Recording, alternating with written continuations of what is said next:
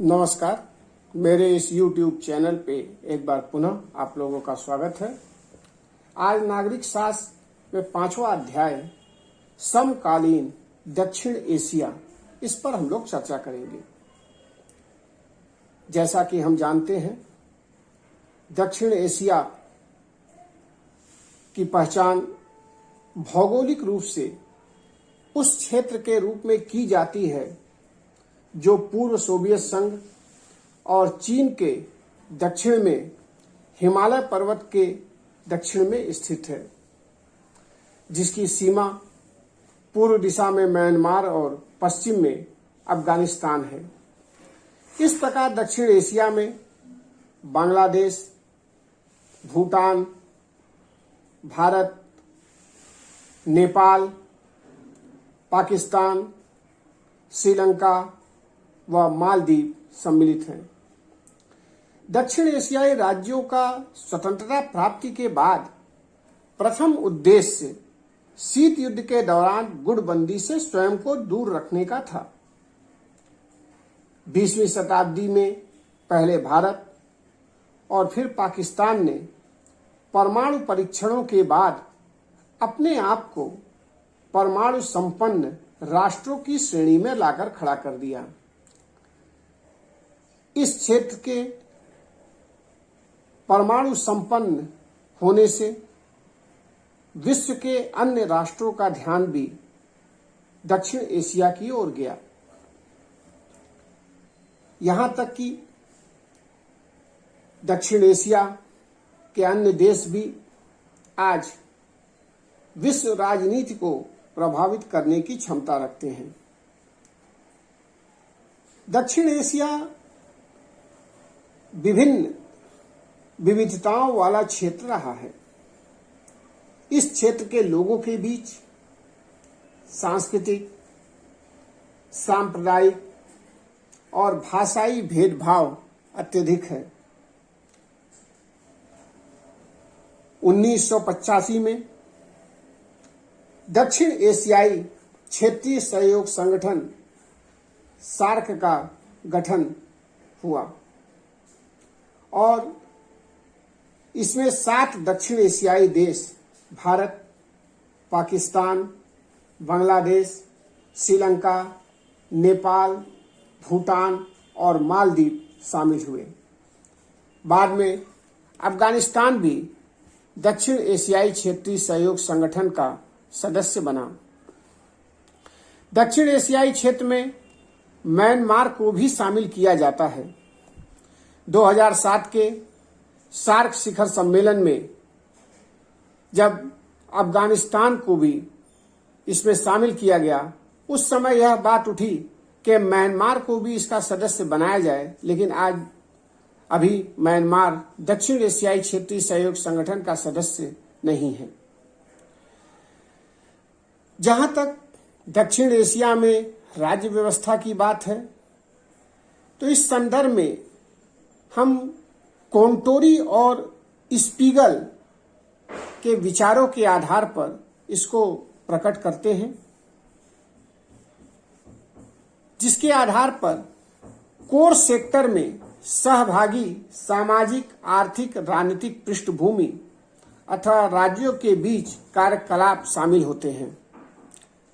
बाह्य परिघीय सेक्टर में वे सभी राज्य शामिल होते हैं जो संगठनात्मक, आर्थिक, सामाजिक व राजनीतिक कारकों के द्वारा कोर सेक्टर में से कुछ मात्रा में भिन्न होते हैं। जहां तक अतिक्रमणशील सेक्टर की बात है, तो इस क्षेत्र में अंतर्राष्ट्रीय संबंधों के अतिरिक्त क्षेत्रीय हस्तक्षेप भी शामिल होता है। दक्षिण एशिया की सघनता पर कोंटोरी और स्पीगल मॉडल एक सीमित अर्थ में लागू किया जा सकता है। इसका सबसे बड़ा कारण यह है कि दक्षिण एशिया के देशों में एक जैसी राजनीतिक प्रणाली नहीं है। दक्षिण एशियाई देशों में अलग अलग राजनीतिक प्रणाली है। जहां तक बांग्लादेश की बात है, तो इस बात से इनकार नहीं किया जा सकता है कि बांग्लादेश के मुक्ति आंदोलन में भारत की खास भूमिका रही है। 1975 में शेख मुजीबुर रहमान की हत्या कर दी गई। उसके बाद बांग्लादेश में राजनीतिक अस्थिरता और सैनिक शासन का दौर रहा, परंतु 2001 के बाद से आज तक वहां लोकतांत्रिक सरकारें सत्ता में रही हैं। पाकिस्तान के संदर्भ में हम देखते हैं कि शीत युद्ध के बाद के कुछ वर्षों में जनता द्वारा निर्वाचित सरकारें रहीं, परंतु अक्टूबर 1999 में पाकिस्तान 11 वर्षों के लोकतंत्र के बाद पुनः सैनिक तानाशाही के अधीन आ गया। जनरल मुशर्रफ की सत्ता से लोग ऊब चुके थे। 2008 के चुनावों में उन्होंने बढ़ चढ़कर हिस्सा लिया। 2013 में वहां एक बार फिर लोकतांत्रिक सरकार बनी और आज तक वहां पे लोकतांत्रिक सरकार है, परंतु लोकतांत्रिक व्यवस्था के संदर्भ में पाकिस्तान की गिनती विफल राष्ट्रों में की जाती है। जहां तक मालदीव की बात है तो मालदीव हिंद महासागर में भारत के दक्षिण पश्चिम में स्थित है। यह एक सुल्तान के अधीन हुआ करता था। नवंबर 1968 में मालदीव एक गणराज्य बना। 1978 में अब्दुल गयूम मालदीव के राष्ट्रपति बने। 2005 में मालदीव की संसद ने बहुदलीय प्रथा के पक्ष में मतदान किया।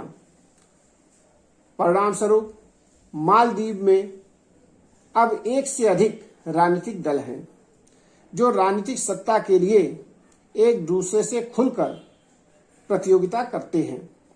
2008 में मोहम्मद नशीद मालदीव के राष्ट्रपति चुने गए। 17 नवंबर 2013 को अब्दुल्ला यामीन को राष्ट्रपति पद की शपथ दिलाई गई।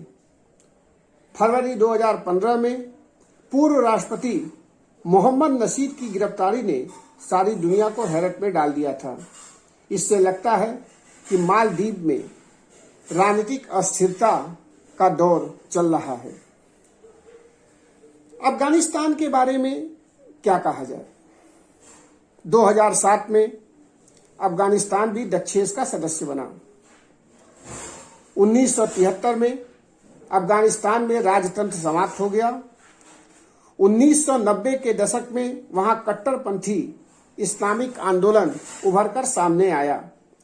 1996 में तालिबान ने अफगानिस्तान को इस्लामिक राज्य घोषित किया। ओसामा बिन लादेन के नेतृत्व में अफगानिस्तान में सख्त इस्लामी कानून लागू कर दिए गए। तालिबान का शासन न केवल अफगानिस्तान की जनता के लिए एक त्रासदी था, बल्कि विश्व समुदाय के लिए भी एक गंभीर संकट बन गया था। 2001 में वर्ल्ड ट्रेड सेंटर पर हमले के बाद अमेरिका ने जब अफगानिस्तान पर हमला किया तो तालिबान शासन का अंत हुआ और वहां पख्तून नेता हामिद करजई ने शासन की बागडोर संभाली।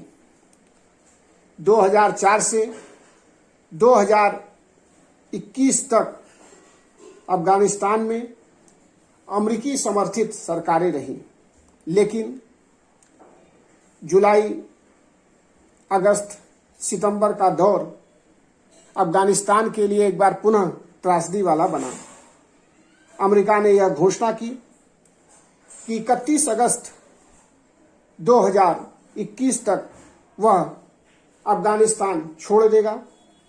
उसकी इस घोषणा का सबसे बड़ा प्रभाव यह हुआ कि तालिबान ने पूरे अफगानिस्तान पर कब्जा कर लिया और एक बार पुनः जिस बात की आशंका थी कि इस्लामी कट्टरपंथ और आतंकवाद को जो बढ़ावा तालिबान ने दिया था, वह कहीं पुनः विश्व राजनीति में हमें देखने को न मिले।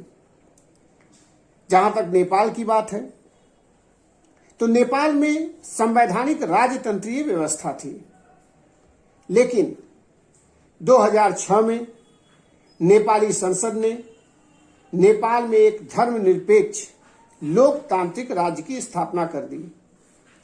तब से लेकर आज तक नेपाल में कई सरकारें बनी। 11 फरवरी 2014 को सुशील कोइराला देश के नए प्रधानमंत्री बने, लेकिन नेपाल में राजनीतिक संकट अभी पूरी तरह से समाप्त नहीं हुआ है। नए संविधान का निर्माण आज भी एक कठिन चुनौती बना हुआ है। जहां तक भूटान की बात है तो भूटान में राजतंत्र है, परंतु भूटान नरेश जिग्मे वांगचुक भूटान में लोकतांत्रिक संस्थाएं स्थापित करने के लिए प्रयत्नशील रहे हैं। 2007 में भूटान नरेश ने अपना पद छोड़ दिया,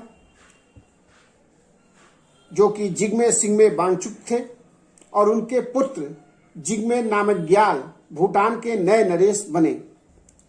2008 में एक नया संविधान बना, जिसके अंतर्गत भूटान में संवैधानिक राजतंत्र की स्थापना की गई।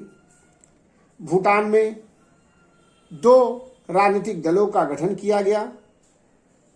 पहला पीपुल्स डेमोक्रेटिक पार्टी पीडीपी तथा ड्रक फुनेसम सोक्पा, जिसे डीटीपी निरंकुश कहते हैं। निरंकुश राजतंत्र ने भूटान में अब बहुदलीय प्रथा पर आधारित संवैधानिक राजतंत्र को मान्यता दे दी है। इस तरह हम देखते हैं कि दक्षिण एशिया के ये देश दक्षिण एशिया की राजनीति को व्यापक रूप से प्रभावित करते हैं। इस संदर्भ में भारत की चर्चा भी करना समीचीन है, क्योंकि बिना भारत की चर्चा किए और साथ में श्रीलंका की चर्चा किए दक्षिण एशिया की राजनीति को व्यापक रूप से नहीं समझा जा सकता, जिसे हम दक्षिण एशिया के देशों में भाग 2 में आपके सामने प्रस्तुत करने का प्रयास करेंगे। धन्यवाद।